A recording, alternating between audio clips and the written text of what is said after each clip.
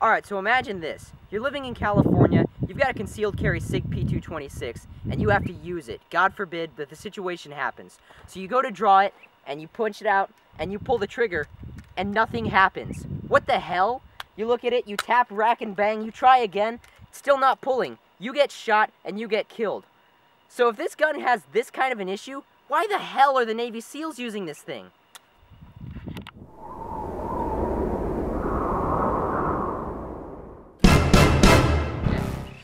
Alright, so I'll tell you why the Navy SEALs use this gun. If you are living anywhere but California, this is a phenomenal handgun. Really, a cut above the rest.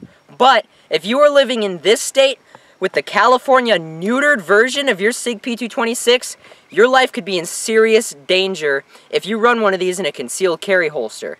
And that is what we're going to be talking about today, because that's what happened with our Sig.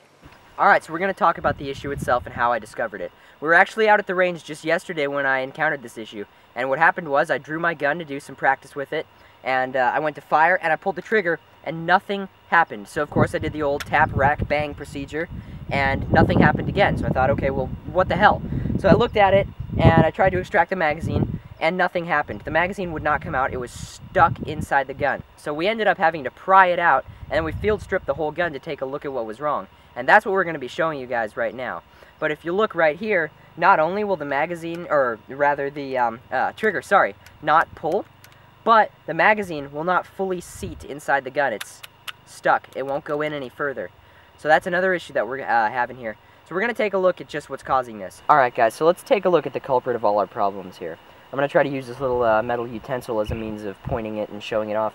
But what we've got here is the California mag safety piece here that's installed on every California legalized version of the Sig P226. Excuse me. And basically what this causes, for those of you that don't know, is it makes it impossible for the gun to fire if there's no magazine in it. So what happened is the tiny little spring that is retaining this little metal piece, the mag safety here, has completely and totally broken.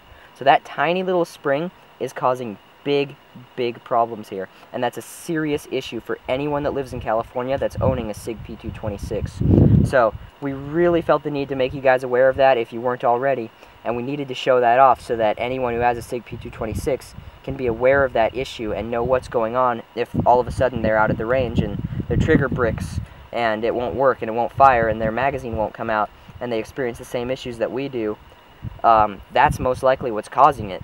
So I really hope that this video helps out anybody who may experience this issue in the future or who has experienced it and didn't know what it was. I really hope that this helps you guys out, and we're going to take this thing into the gun store to get it fixed hopefully very soon and contact SIG customer support. Okay, so we were talking about a issue with our Sig P226, and it is purely California problematic. Exactly. Anybody who doesn't live in this state is not going to have this issue because they don't have the neutered version of the Sig. Right. Now the problem, the issue that I have is political. What they did was they ruined a beautiful handgun.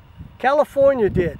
Our legislatures, the brilliant legislatures that we have, are, I guess they put that in because I heard that one of the legislature's son accidentally shot himself, killed himself because the mag was out of the gun. He thought it was unloaded and he shot himself. I don't know how you do that, but apparently this is the story.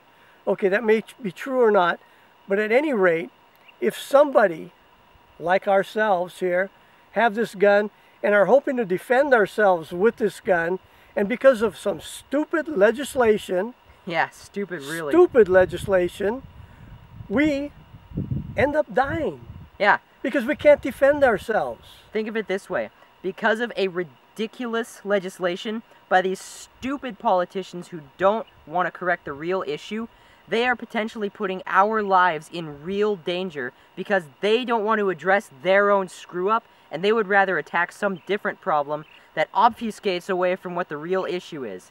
They are putting people like us in direct danger because of their stupid screw-ups. Okay.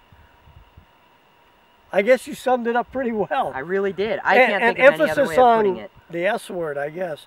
But anyway, this upsets me because our lives are dependent on this. We learn to use the gun, and all of a sudden it doesn't work. Yeah, that's unacceptable for any gun. For it to just lock up and stop working. Right. It's not Sig's fault. No, it's not at all. They have to comply. And unfortunately, because of their compliance, they created a gun that sometimes may not work.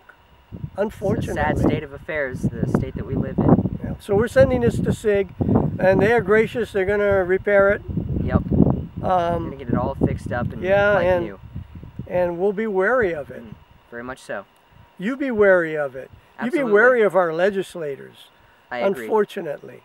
Everybody, thank you all so much for watching once again. Don't forget to like, comment, and subscribe. We will see you all in the next video. Yeah, thanks. Thank you.